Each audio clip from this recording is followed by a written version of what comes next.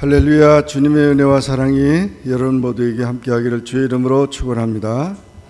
오늘 제목을 다 같이 따라하겠습니다. 여호와는 나의 목자시니. 탈무드에 보면은 이런 글이 있어요. 남자가 이 세상을 살면서 일곱 단계의 인생을 산다, 이렇게 기록했는데, 한 살은 임금님이라 이거죠. 한 살은. 그래서 모두가 모여서 임금님을 받들듯이 그렇게 달래기도 하고 기분을 맞춰주기도 하고 그렇게 높여준다는 겁니다. 2살은 돼지 같은 인생이래요. 그래가지고 막 진흙탕 속에서 막 뛰어놀고 막 이러고, 2살은. 10살은 염소 같은 인생이래요. 그래서 웃기도 하고 장난치기도 하고 날뛰면서 놀고, 18살은 말 같은 인생이래요. 말 같은. 덩치가 커가지고 이제 자기 힘을 뽐내고 싶어 한다는 거예요. 결혼하면 당나귀 같은 인생이 된대요. 당나귀 같은. 그래서 가정이라는 무거운 짐을 지고 터벅터벅 걸어가야 되는 그런 인생. 중년은 개 같은 인생이래요. 개 같은 인생. 가족을 부양하기 위해서 여러 사람의 그 호의를 졸라대면서 그냥 꼬리치면서 그렇게 다녀야 된다는 거예요. 노년은 원숭이 같은 인생이래요. 그래서 어린아이 같아지고 그럼에도 아무도 관심을 안 준대요. 그렇게 탈무드에는 인생을 표현했는데, 오늘 여기 다윗은 보니까 다윗은 인생은 양 같은 인생이라고 표현했어요. 양이다 이거죠. 다윗은 어려서 목동으로 양을 키웠습니다. 그러면서 많은 것을 보았고, 또 그 목동이 됐다가 조금 한 열대 살 됐는데 골리앗을 때려 눕혀가지고 군인이 돼버렸어요. 신분이. 목동에서 군인이 되고 그 장군으로서 많은 전쟁터에서 또 죽음의 위기 속에서 있었고, 또 사울 왕이, 이스라엘 왕이 자기 죽이려고 그러니까 얼마나 힘들었어요. 사실 다윗의 인생을 보면 너무 산전수전 공준전까지 다 겪었던 그런 삶이에요.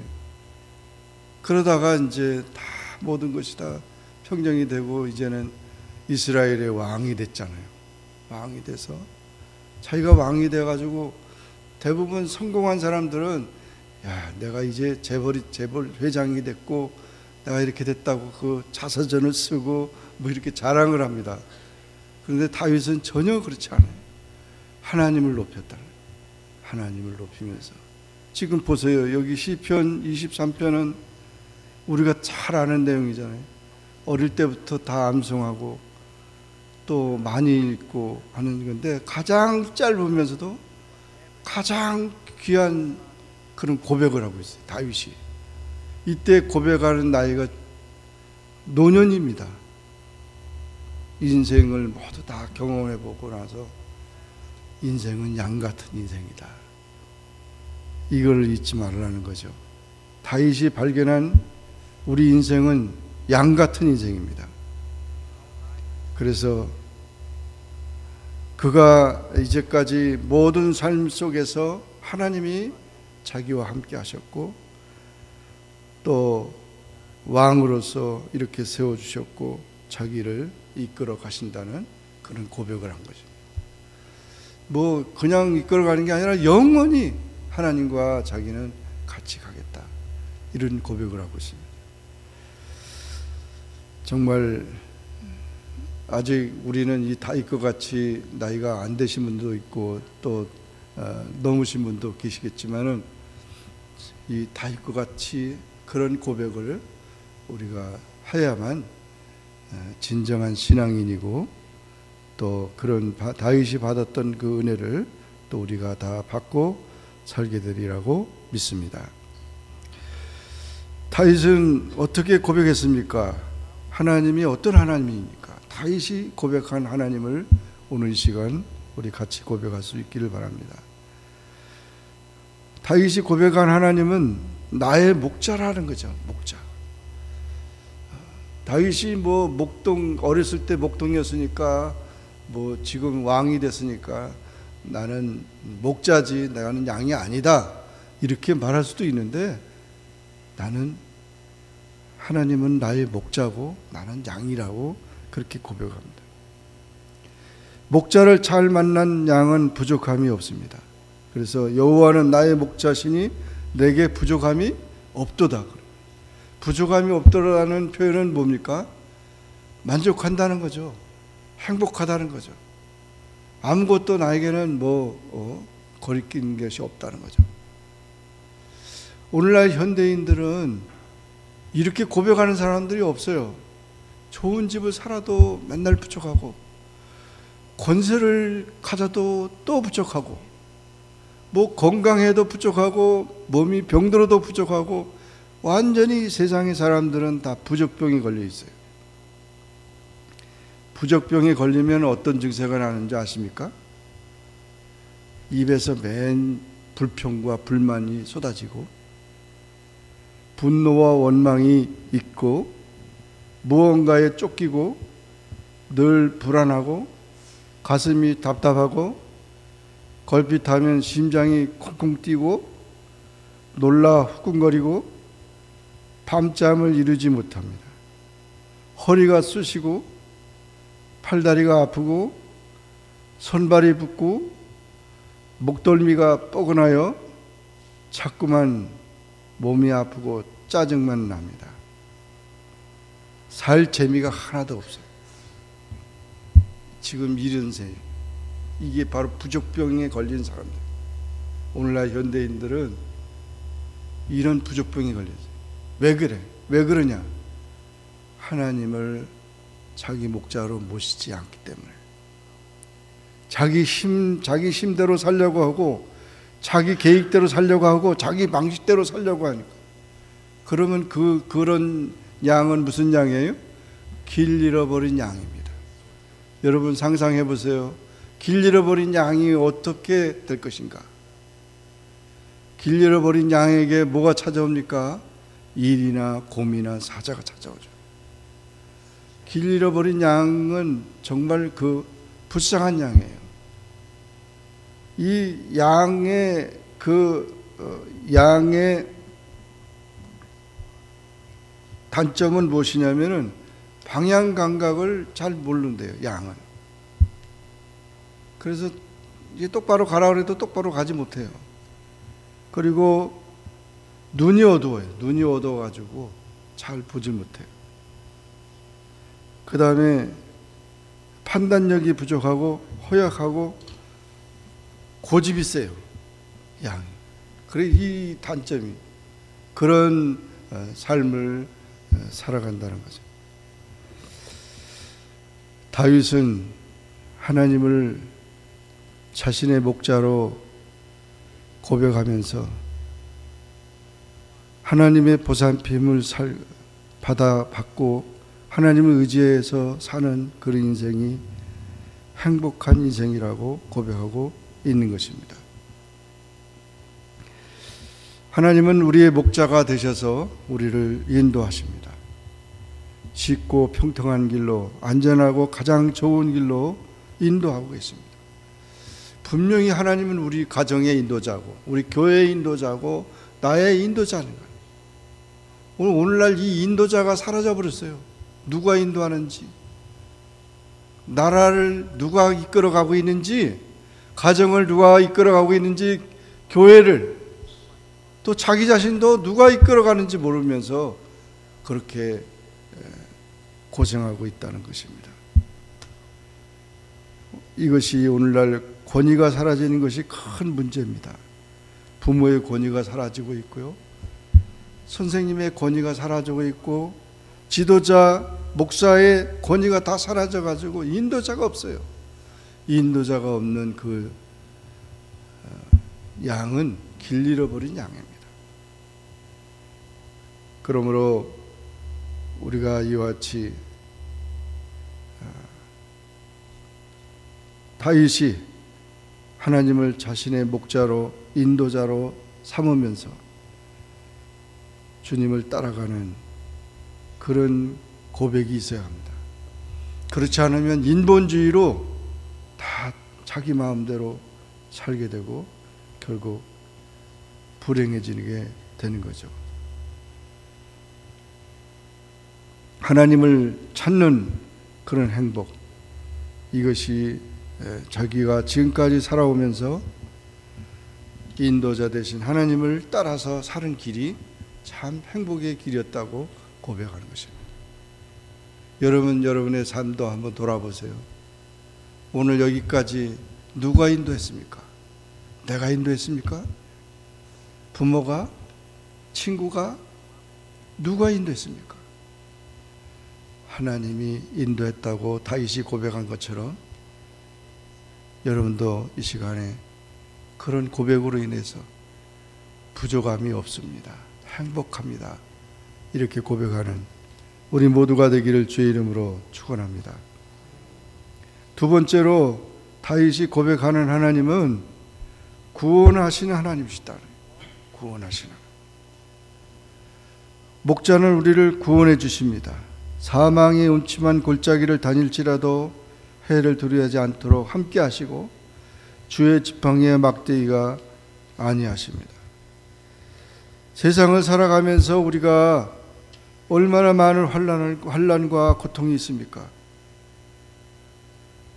교통사고, 중병, 큰 재앙, 이루 말할 수 없는 그런 위험들이 도사리고 있고 그런 시험들이 환난이 우리를 몰아가고 있습니다. 그러므로 우리 이 양은 양이 이 들판에서 풀을 먹고 있지만은 그 양은 한시도 양을 일이라든지 사자, 곰이 그를 잡아먹으려고 하는 한시도 그런 그것이 있다는 거죠. 그런 속에서 자기 힘으로 그것을 이길 수 있어요? 자기 힘으로 그 중한 병을, 자기 힘으로 그런 환난을, 그 고통을 이길 수 있어요? 아무도 없습니다. 구원자가 필요한 거예요. 반드시 나를 도와주고 나의 울타리가 되어주고 그런 구원자가 필요한 것입니다. 다윗은 자기도 그렇게 고백했습니다. 막 그 이리가 달려오고 사자가 곰이 오더라도 내가 막대기로다가 그걸 때려 눕히고 양을 구했다고 했습니다. 정말 이 구원에 대한 확신이 있어야 되는 거예요. 하나님이 우리를 구원하셨어요. 예수 그리스도로 말미암아 우리를 모든 죄악에서 예수 그리스도의 보혈의 피로 우리를 깨끗게 하셔서 우리를 구원하신 것입니다. 확실히 우리가 구원받아 하나님의 자녀 되었고 하나님의 사랑받았다는 사실을 고백해야 되는 것입니다. 이 고난을 통해서 우리는 하나님의 놀라우신 은혜를 체험하게 됩니다. 세상에 살아가면서 고난이 없는 사람이 어디 있습니까? 많은 고난들이 있어요. 비가 오는 날이 있으면 해가 뜨는 날이 있고 눈이 오는 날이 있으면 해가 뜨는 날이 있어요. 그런 모든 것들을 우리가 기억하면서 하나님이 나의 구원자인 것을 기억하며 그 모든 죽음의 그림자에서 우리가 보호를 받아야 합니다. 마땅히 보호를 받아야 합니다. 군인이나 경찰은 국민의 생명과 재산을 지킬 의무가 있고 그런 자로 그 군인이나 경찰이 존재하는 것처럼 하나님은 우리 구원자로 우리와 함께 한다는 것입니다. 하나님을 찾는 자가 찾는 자가 하나님의 능력으로 우리가 담대해지게 되고 그 모든 유혹과 환난과 핍박과 죽음의 그림자 속에서 우리는 일어날 수 있는 것입니다. 그래서 항상 구조 요청을 해야 되는 거예요. 우리 박신권 집사님 보내주신 그거에 보니까 하나님께 응급 전화가 있어요. 그러면서 보내줬더라고요. 그래서 봤더니 에레미야 33장 3절 너는 내게 부르짖으라 내가 응답하겠고 크고 비밀한 일을 보여주리라. 에레미야 333 그래서 333 그게 응급 전화라. 또 있대요. 뭐라 그랬더니 마태복음 7장 7절 MT 그래가지고 7장 7절 그거는 구하라 주실 것이요 찾으라 찾을 것이요 문을 두드리라 열릴 것이니라. 그래서 또 있다 그래요. 누가복음 11장 9절 119를 찾으면 119 누가복음 1장 11장 9절 구하는 이마다 찾을 것이고 받을 것이고 찾는 이만 찾을 것이고 문을 두드리는 이마다 열려질 것이다. 정말 우리가 이 구원 요청을 위해서 우리가 해야 할 일이 뭐니까? 기도라는 거죠. 기도가 정말 중요한 겁니다. 기도하는 자를 하나님이 구원하십니다. 모든 그런 사망의 음침한 골짜기에서 모든 어두운 죽음의 그림자 속에서 하나님께서 이와 같이 구원하십니다. 하나님의 허락이 없이는 새 한 마리도 땅에 떨어지지 않는다고 했어요. 그렇다면 우리는 담대함을 가지고 하나님 앞에 기도하며 어떤 환경 속에서도 강하고 담대해야 합니다. 그래서 이와 같이 모든 그런 것을 싸워서 이기는 자가 되어야 합니다. 성경에는 두려워하지 말라는 말이 365번이나 나와요. 두려워하지 말라 365번이 나오는데 그거는 하루 1년이 365일이니까 매일같이 하나님은 두려워하지 말라 말씀하는 것과 같다는 거죠. 나 혼자 이 험난한 세상을 헤쳐나가려고 생각하는 것 너무 어리석은 거죠. 분명히 우리 구원자가 있습니다. 하나님은 우리의 구원자이십니다. 하나님께 기도해서 반드시 구원을 받고 하나님 앞에 영광 돌리는 그 삶이 되시길 바랍니다. 구원은 그냥 아무나 구원하는 게 아니에요. 힘 있는 자가 구원하죠. 힘 있는 자가 구원하는 거죠. 하나님의 강력한 그런 능력으로 구원받는 우리 모두가 되기를 주의 이름으로 축원합니다. 세 번째로 다윗이 고백한 하나님은 축복하시는 하나님이시에요. 목자는 우리를 축복해 주신다. 그래서 물질적으로도 축복해 주시고 정신적으로도 축복해 주시고 영적으로도 축복해 주신다. 분명히 하나님은 우리에게 필요한 것들을 때를 따라 공급하여 주시는 하나님이십니다. 푸른 초장으로 쉴만한 물가로 상과 기름으로 베풀어 주십니다. 이스라엘 백성들이 40년 광야 생활을 하면서 그들이 계속 나그네 같은 그런 이동적이었지만 만나와 메추라기를 통해서 그들을 먹이시고 그리고 물을 반석을 깨뜨려서 물을 마시게 해서 그들을 살려내셨습니다. 먹을 것이 없어서 죽은 것이 아니었어요. 불신앙하면서 저주를 받았지 오히려 믿는 자 하나님의 은혜를 구하는 자들은 다 먹이시고 살리셨어요.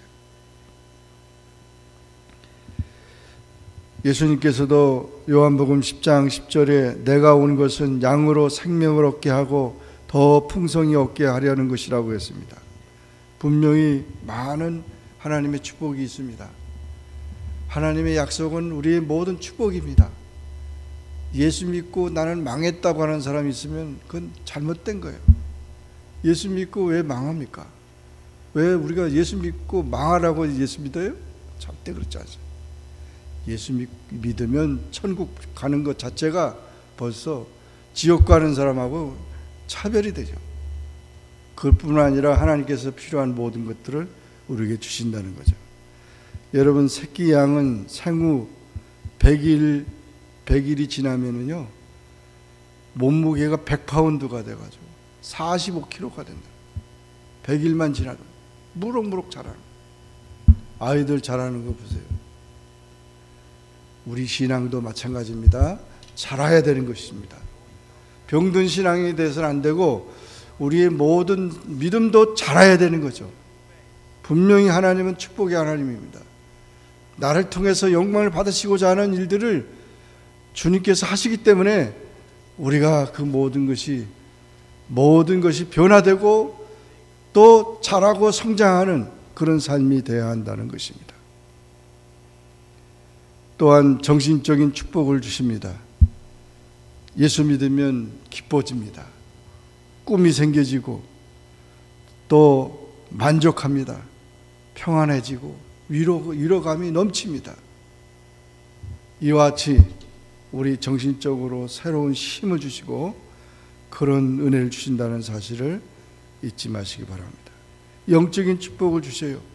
그래서 주님의 나라를 위해서 일하고자 하는 사명과 은사와 직분과 주의 일을 감당하게 하는 것입니다. 이사야서 55장 1절 3절에 보면 너희 목마른 자들아 물로 나오라.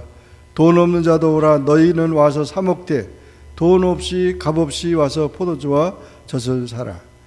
너희가 어찌하여 양식 아닌 것을 위하여 은을 달아주며 배부르게 못할 것을 위하여 수고하느냐. 나를 청종하라. 그리하면 너희가 좋은 것을 먹을 것이며 너희 마음이 기름진 것으로 즐거움을 얻으리라. 너희는 귀를 기울이고 내게 나와 들으라. 그리하면 너희 영혼이 살리라. 내가 너희에게 영원한 언약을 세우리니 곧 다윗에게 허락한 확실한 은혜니라. 다윗에게 주셨던 은혜를 우리에게 주신다는 것입니다. 그래서 이와 같이 정말 주님께서 우리에게 주시는 그런 축복이 있다는 사실을 우리가 확신하고, 그러므로 다윗은 고백합니다. 내가 여호와의 집에 영원히 살기를 원합니다. 하나님의 집에서 영원히 살기를 원합니다.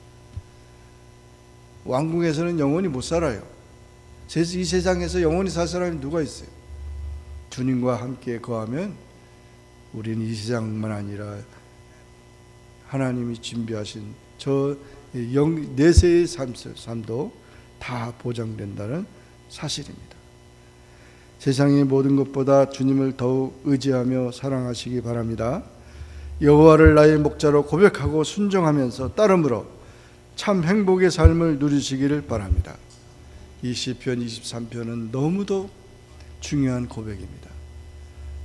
하나님을, 다윗이 인도하신 하나님으로, 또 이렇게 하나님은 구원해 주신 하나님으로, 축복해 주신 하나님으로 고백한 것을 여러분의 고백이 되고, 또 올 한 해도 이와 같은 축복이 있기를 주의 이름으로 축원합니다. 기도하겠습니다. 사랑의 주님, 감사합니다. 오늘도 주님 앞에 나와서 주의 말씀 듣고 기도합니다. 여호와는 나의 목자시니 하며 고백하는 다윗의 고백을 보면서 그 고백이 나의 고백이 되기를 원합니다. 그래서 인도하신 하나님, 구원하신 하나님, 축복하신 하나님 믿습니다. 다윗처럼 그렇게 체험되게 하시고 우리의 모든 삶 속에 나 자신이나 내 가정이나 우리 교회나 우리 모든 삶 속에서 이런 놀라운 하나님의 은혜가 넘쳐지게 하여 주옵소서. 예수님의 이름으로 간절히 기도하옵나이다. 아멘. 기도하겠습니다. 하나님 감사합니다. 하나님 감사합니다. 오늘도 말씀 주셔서 감사합니다. 시편에 나온 주님의 말씀을 기억하면서 주님을 의지하며 축복받는 삶을 살 수 있도록 함께 해주세요. 준비한 음식 맛있게 먹고 소화 잘 되게 해주세요. 감사드리며 이 모든 말씀 예수님의 이름으로 기도합니다. 아멘.